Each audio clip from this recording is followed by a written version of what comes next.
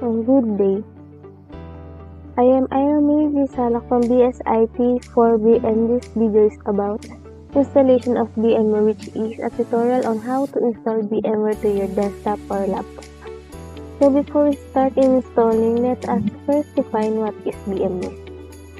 So VMware is a virtualization and cloud computing software provider based in Palo Alto, California. Founded in 1998. VMware is a subsidiary of Dell Technologies. EMC Corporation originally acquired VMware in 2004. EMC was later acquired by Dell Technologies in 2016. So what is VMware used for? VMware Workstation is a line of desktop hypervisor products which lets users run virtual machines, containers, and Kubernetes clusters. So to have an application of VMware, you need to go to browser. As you can see, I already paused the downloading para mabilis na lang siyang matapos. Kaya ini-start ko na siya kanina. Dahil mabagal yung internet. So, ang gagawin po, mag-download ka ng VMware application. Pupunta ka sa browser and then either search mo yung VMware download or search mo yung official site niya. So, itong naka-highlight sa taas, yun yung official site niya. And then, ang gagawin lang, scroll down mo lang and then here, makikita mo yung Try Workstation 17 player for Windows and Try Workstation 17 player for Linux. So, it depends sa PC or desktop mo kung ano yung suitable na, kung ano yung naka-installed na system sa'yo. So, sa akin Windows. So, ang naman, pipindutin lang si download now. Pag pipindut si download now, ito, pag-umpisa na siya mag-download. So, ang gagawin ko lang is i-resume.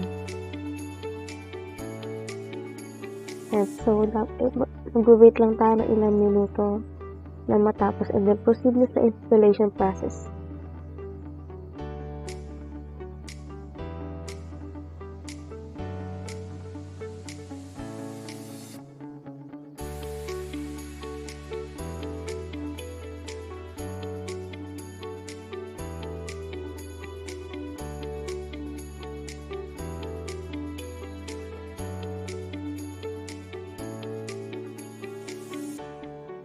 So, pag-download guys, depende saan.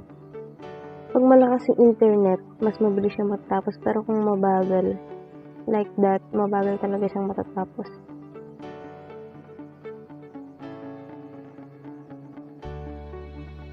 So, pag natapos yan, i-open lang natin siya.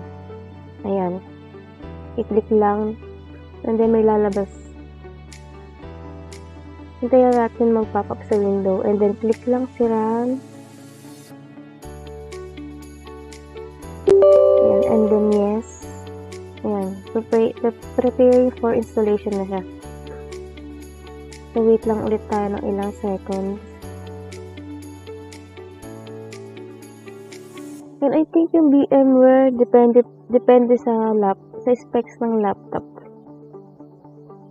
Kung gaano siya kabilis. Sa akin, nasok lang sa akin goods naman. Ayan. And pag lumabas yan, click lang si next. Para mag-proceed siya, need na natin i-accept the terms in the license agreement. Then, click lang si yes.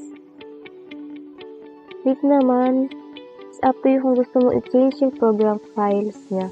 Sa akin kasi, ang ginawa ko, gumawa ako ng bagong folder para bukod siya. Ayan.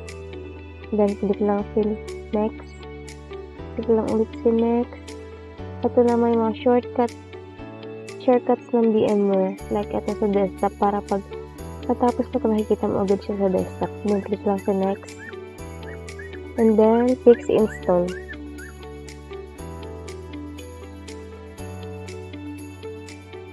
And then, wait lang ulit ng ilang seconds.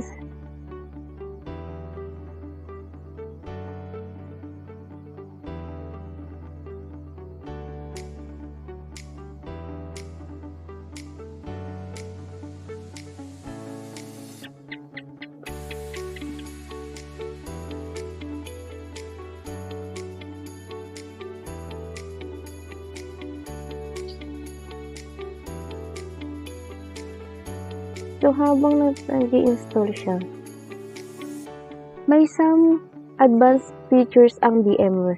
Ito yung nag-auto start virtual machines, tapos new guest operating system support. Tapos isa na siya sa trusted platform, virtual trusted platform module 2.0, new full or fast encryption, and then security based on a zero trust model na siya. Tapos may, along with better security than container system like Kubernetes, better provisioning of application and resources, simplified data center management, and increase efficiency and agility of data center systems. And then yan, click lang si finish. And that's it. And like kanina sa desktop, shortcut na diba sa desktop? So, ayan na siya. And then, kiklik lang natin, open lang siya. Ayan. Pag ayan na yung mismong platform ng VMware. So, sa first, makikita mo si create a new virtual machine. Yun ay kung like sa akin, bago pa lang siya.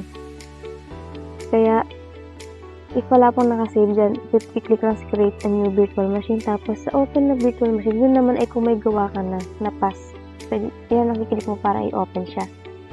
Tapos, may pros and cons din ang VMware.